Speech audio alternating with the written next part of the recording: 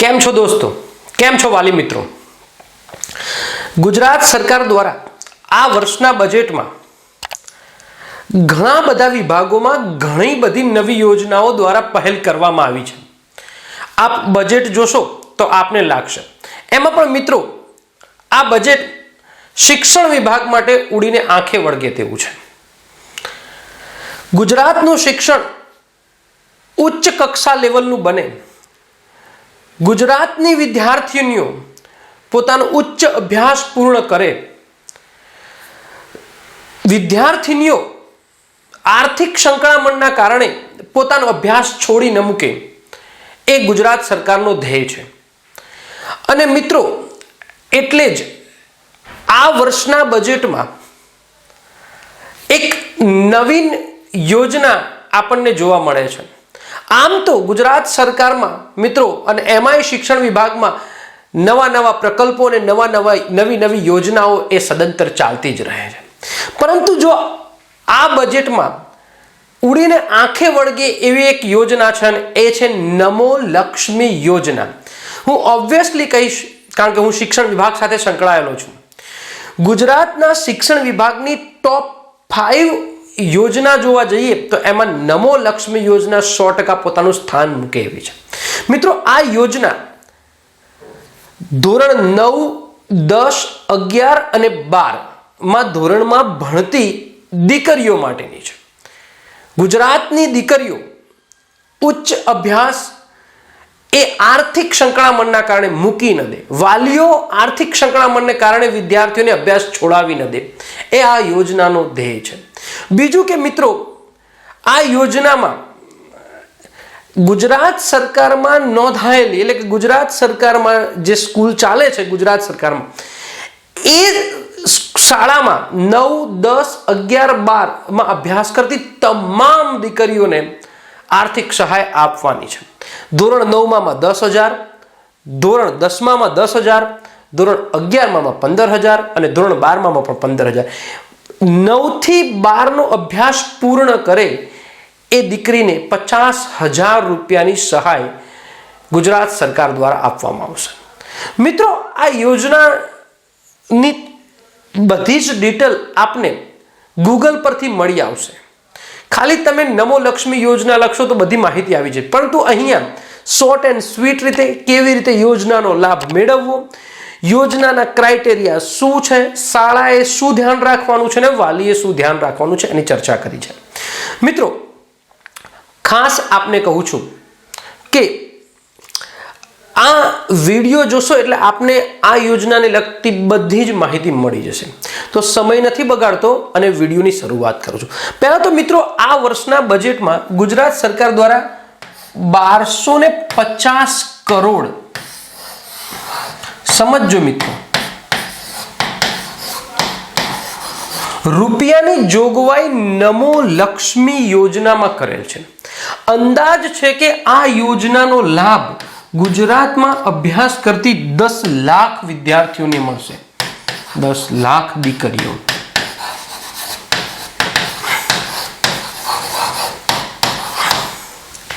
અને આ યોજના ગુજરાત સરકાર દ્વારા 9મી તારીખે 9 માર્ચના રોજ લોન્ચ થઈ જશે. મિત્રો જોઈએ કે આ યોજનામાં શું છે તો આ તમને ગૂગલમાંથી મળી જ રહેશે. ગુજરાત બજેટ વર્ષ 2024-25 કિશોરીઓના પોષણ, આરોગ્ય અને શિક્ષણને પ્રોત્સાહન માટે. જોઈ લઈએ એના ટુ ધ પોઈન્ટ. કુલ 1250 કરોડની જોગવાઈ છે. ધોરણ 9, 10 માટે વાર્ષિક 10,000 એટલે કે 9માં 10,000 રૂપિયા મળશે અને 10માં પણ 10,000 મળશે. 11, 12 માટે વાર્ષિક 15,000 એટલે કે 11માં 15,000 મળશે અને 12માં 15,000 મળશે. એટલે કે 9 થી 10 ના માધ્યમિકના 20,000, 11, 12 ઉચ્ચતર માધ્યમિકના 30,000 એટલે કે 30 ને 20 50,000 રૂપિયાની સહાય મળશે. ધોરણ 12 સુધીનો અભ્યાસ પૂર્ણ કરેથી કુલ 50,000ની સહાય મળશે. વાર્ષિક 6 લાખ કે તેથી નીચે આવક ધરાવનાર તમામ દીકરીઓને આ યોજનામાં સાંકળી લેવાય છે. જોઈએ આગળ ક્રાઇટેરિયા. નમો લક્ષ્મી યોજના ગુજરાત. મિત્રો, શિક્ષણ વિભાગ એ છેલ્લા 5-10 વર્ષથી ગુજરાતમાં પોતાની ટોપ ગતિ પકડી લીધી છે. વિશ્વ કક્ષાના એવોર્ડ મળે એવું ગુજરાત જોડે વિદ્યા સમીક્ષા કેન્દ્ર છે, જેને વિશ્વ કક્ષાના એવોર્ડ મળ્યા છે. ભારત લેવલના એવોર્ડની વાત નથી કરતું. બધા જ ડેટા આંગળીના ટેરવે એ જગ્યાએ તમને મળી રહે વિદ્યા સમીક્ષા કેન્દ્ર, બરાબર ને? તો એક સુપર ફાસ્ટ ટ્રેનની માફક શિક્ષણ પોતાની તેજ ગતિના રફતારે જઈ રહ્યું છે અને ગુજરાત સરકાર પણ શિક્ષણ માટે ખાસ આયોજન પ્રયોજન કરી રહી છે અને એ માટેની નાણાકીય જોગવાઈ પણ કરી રહી છે. તો જોઈએ આ યોજના કઈ છે.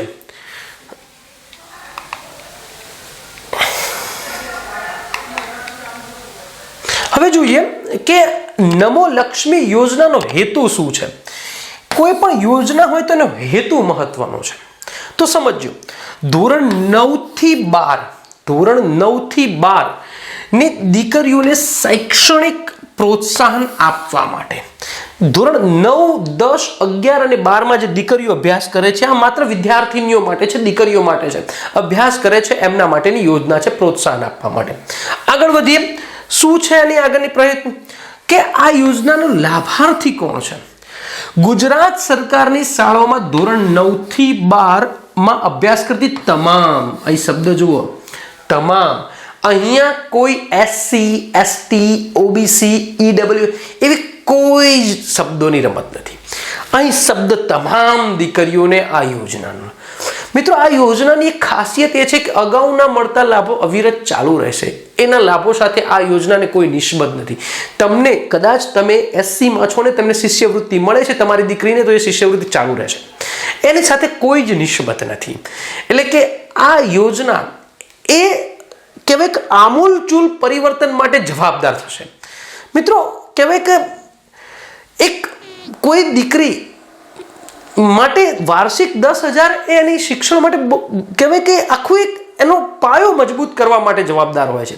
એ આંતરિયાળ વિસ્તારની દીકરીઓ પોતાનું શિક્ષણ ન છોડી દે એ માટે મહત્વનું છે. મિત્રો, આગળ વધીએ.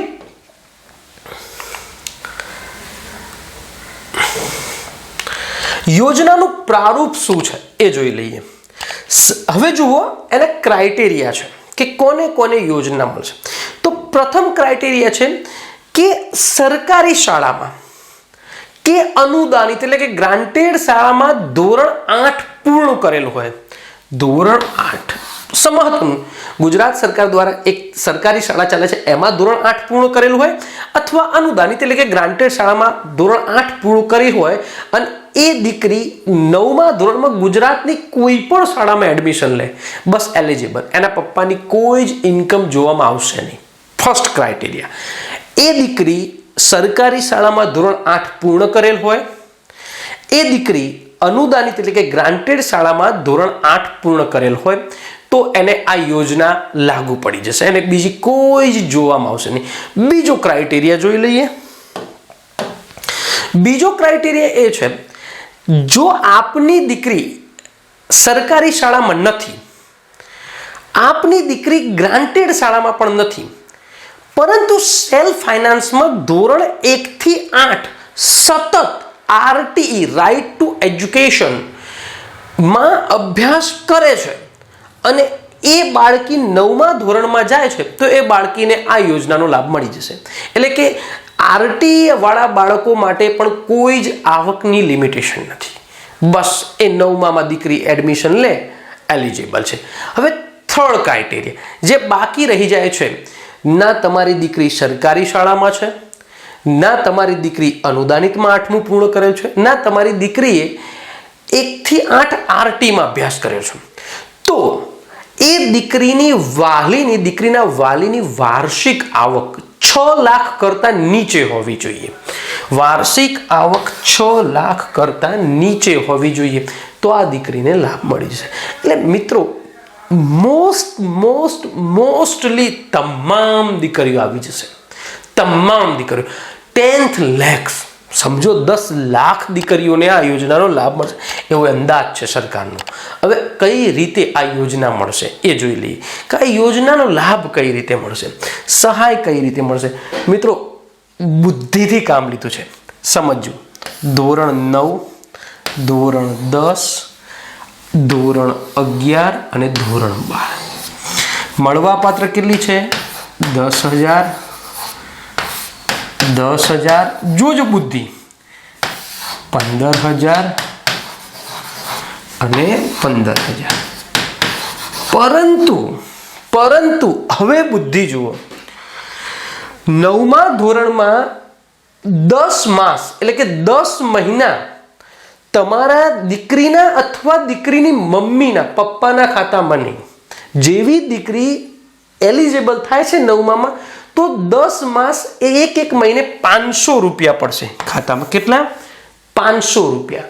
એટલે કે 10 માસના 500 લેખે 5,000 રૂપિયા એને મળી જશે 9મામાં. પરંતુ મળવાના કેટલા હતા? 10,000. તો એને જમા કેટલા રહ્યા? 5,000 એને હજી સરકાર આપશે. પરંતુ ક્યારે? હવે એ ટ્રિકી ક્વેશ્ચન. 5,000 એના 9મામાં જમા રહ્યા છે. હવે એ દીકરી 9મું પાસ કરીને 10મામાં જાય. અહીંયા મિત્રો એ દીકરી પાસ થવી ફરજિયાત છે. જો 9મું પાસ કરતી નથી કે 10મામાં ભણવા જતી નથી તો આ યોજના એના માટે ખતમ થઈ જાય છે. સમજો. હવે 10મામાં જઈ ફરીથી 9માની જ પરિસ્થિતિ કે 10 માસ માટે 500ના 10 હપ્તા દર મહિને 500 રૂપિયા દીકરીના કાં તો દીકરીની મમ્મીના ખાતામાં પડશે. પિતાશ્રીના ખાતામાં આ લાભ નહીં મળે. તો એટલે કે 5,000 રૂપિયાના થશે. તો કેટલા થયા? 5. હવે લેવાના કેટલા થયા? હજી ને 5,000 બીજા લેવાના થયા. એટલે કે 9મામાં 5,000 મળ્યા, 10મામાં પણ 5,000 મળ્યા. પરંતુ એના જમા તો 10,000 પડ્યા છે. હવે એ 10,000 ક્યારે મળશે? અહીંયા ધોરણ 10 બોર્ડ પરીક્ષા પાસ થયા પછી જ. જો બોર્ડની પરીક્ષા પાસ નથી થતી એ દીકરી તો આ 10,000 મળતા નથી. એટલે યાદ રાખજો કે બોર્ડની પરીક્ષા મહત્વની છે, પાસ થવું મહત્વનું છે. સેમ ટુ સેમ હવે 11મામાં માસિક મહિનાની રકમમાં વધારો થાય છે. 750 રૂપિયા 10 મહિના લેખે એટલે કે 7500 એને મળે છે. એટલે જમા કેટલા રહેશે? 7500 જમા રહેશે. બસ એ દીકરી 12મામાં જશે. ફરીથી એ જ પરિસ્થિતિ. માસિક 750 લેખે 10 હપ્તા એને મળે છે, જમા રહે છે એના ફરીથી 7500. એટલે એને 15,000 10, 11 અને 12માં મળી જાય છે. પરંતુ એને જે જમા રહ્યા છે 15,000 ક્યારે મળશે? ધોરણ 12 બોર્ડ પરીક્ષા પાસ થયે જ, નહીં તો નહીં મળે. તમે કહો સાહેબ આ બધા ડેટા દીકરાઓ કે વાલીઓ કે શિક્ષકશ્રીઓ સરકાર જોડે વિદ્યા સમીક્ષા કેન્દ્રમાં આખી હારમાળા છે ડેટાઓની. તમારી દીકરી કયા દિવસે શાળાએ આવી, કયા દિવસે નથી આવી, એ બધા જ ડેટા છે. સમજી ગયા? ધોરણ 9 થી 12માં કુલ 50,000. હવે આ મુદ્દો મહત્વનો છે. એ દીકરીની હાજરી 60% અનિવાર્ય છે. જો 60% હાજરી નહીં હોય દીકરીની તો આ યોજના નહીં.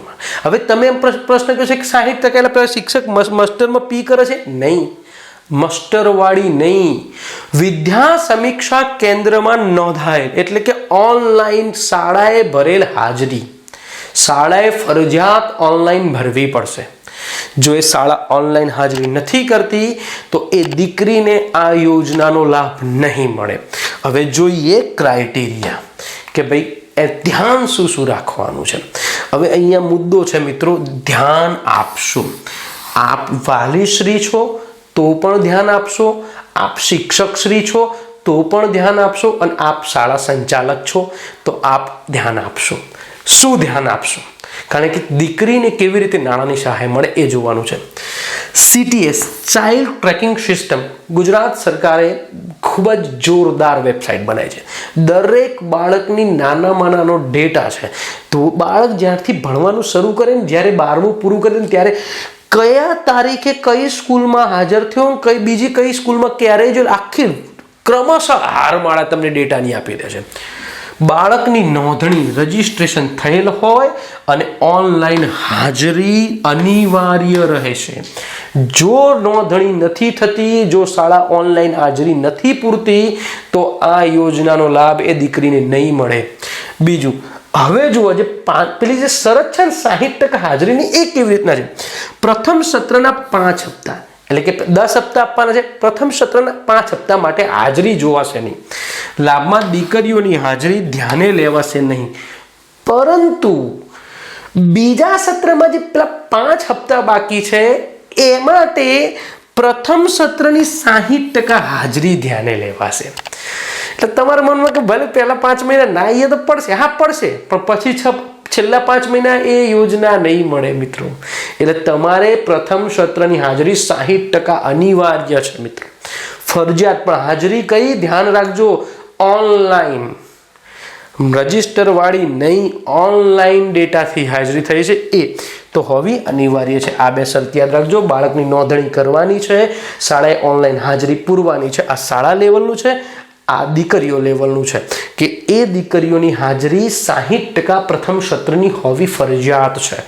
તો જ એને એ યોજના ચાલુ રહેશે, લાભ મળશે. આગળ જોઈ લઈએ કે મિત્રો બહુ મહત્વની છે ને, ઇઝીલી આ ફિલફુલ થયું છે. દીકરીઓ અધ વચ્ચેથી શાળા છોડી દે તો પછીની સહાય મળવા પાત્ર થશે નહીં. ઓબ્વિયસલી છે કે તમે ભણવાનું બંધ કરી છે તો તમને સહાય પણ સરકાર ચૂકવવાનું બંધ કરી છે. તમારા શિક્ષણના ઉત્થાન માટે સરકાર રૂપિયા આપે છે મિત્રો. તમે ક્વોલિટીનું એજ્યુકેશન મેળવો, તમે પગભર થાઓ, દીકરીઓ પગભર થાય, દીકરીઓનો ડ્રોપ આઉટ રેશિયો ઘટે, એ માટે સરકાર અને શિક્ષણ વિભાગ હંમેશા પ્રયત્નશીલ છે અને તમારા માટે છે. તમે જો ભણવાનું જ બંધ કરો તો પછી આ યોજના તમારા માટે ઓટોમેટિક બંધ થઈ જાય છે. બીજું, બોર્ડ ધોરણ 10 અને 12 પાસ કર્યા બાદની બાદની સહાય ઉત્તીર્ણ થયા બાદ જ મળશે. એટલે કઈ કે પેલી 9માના 5000 બાકી હતા ને 10માના 5000 બાકી હતા, એટલે 10મું જેવું પાસ થઈ જાય છે એટલે એને 10000 મળી જાય છે. અને 12માના જે પેલા 7500, 11માના બાકી હતા ને 12માના 7500 બાકી હતા, એ 15000 એ 12મું પાસ કરે મળી જાય. પાસ થાય તો જ, નપાસ થાય તો ગયા. જો 10મામાં દીકરી નપાસ થાય છે તો 10000 ગુમાવી બેસશે. જો 12મામાં દીકરી નપાસ થાય છે તો 15000 ગુમાવી દેશે. આગળ, અન્ય આ યોજનાની ઉડીને આંખે વળગે એવી જો લાઈન હોય ને મિત્રો તો આ છે. આ યોજના એટલી સુભગ બનાવી છે કે બીજા કોઈ ક્રાઇટેરિયા નહીં. જો અન્ય કોઈ યોજનાનો લાભ મળતો હોય તો પણ નમો લક્ષ્મી યોજનાનો લાભ મળવા પાત્ર થશે. આપની દીકરીને NMMSના પૈસા મળતા હોય, આપની દીકરી અથવા SC, ST, OBC ની શિષ્યવૃત્તિ મેળવતી હોય તો એને કોઈ જ બાદ નથી. એ શિષ્યવૃત્તિ પણ મળતી રહેશે અને નમો લક્ષ્મી યોજનાના નાણાં પણ મળતા રહેશે. મહત્વનું છે મિત્રો, બરાબર ને? ઓકે. અને અંતિમ જોઈ લઈએ કે કેવી રીતે તમારે તો આ સહાય DBT ડાયરેક્ટ બેનિફિટ ટ્રાન્સફરના મારફતે જ ઓનલાઈન ચૂકવણું થશે. પરંતુ એક મસ્ત મજાની શરત છે, માતા અથવા દીકરી પિતાના ખાતામાં નહીં આવે આ રૂપિયા. માતા અથવા દીકરીના ખાતામાં જ જમા થશે. મિત્રો હું એક સલાહ આપીશ, ફરજિયાત નહીં, તમારી નેશનલ બેંકમાં ખાતું હશે ને તો સરકારને નાણાં ટ્રાન્સફર કરવામાં સરળતા રહેશે, થઈ જશે ઓનલાઈન. એટલે આપ કદાચ નેશનલાઇઝ બેંકમાં ખાતું લિંક કરજો, આપને આવશે જ નમો લક્ષ્મી, તો બેટર રહેશે. નહીંતર ગમે તે બેંકના ખાતામાં નાણાં તો આવી જ જશે તમારે, બરાબર ને? ઓકે. તો આ સહાય DBT દ્વારા માતા અથવા દીકરીના ખાતામાં જ જમા થશે. નોંધણી માટે એક વેબસાઇટ બનશે, નમો લક્ષ્મી પોર્ટલ, અને એ પોર્ટલ ઉપર તમારે રજીસ્ટ્રેશન કરાવવાનું. એટલે કે શાળા દ્વારા થઈ જશે રજીસ્ટ્રેશન થશે એટલે બાળકીના ડેટા વિદ્યા સમીક્ષા કેન્દ્રમાંથી જોશે. જેવા મેચ થશે એટલે આ દીકરીને દર મહિને પૈસા મળતા રહેશે અને દીકરીનું શિક્ષણ ચાલુ રહેશે. તો મિત્રો ધન્યવાદ છે ગુજરાત સરકારને, ધન્યવાદ છે શિક્ષણ વિભાગને, અને ખાસ ધન્યવાદ છે શિક્ષણ સચિવને કે જેમને આ યોજનાનું પ્રારૂપ તૈયાર કર્યું, જેમને આ યોજના અમલમાં મૂકવા માટે અથાગ મહેનત કરી. તો મિત્રો આવી જ કોઈ બીજી શિક્ષણની માહિતી હશે તો આપની સાથે શેર કરતો રહીશ. Bye bye.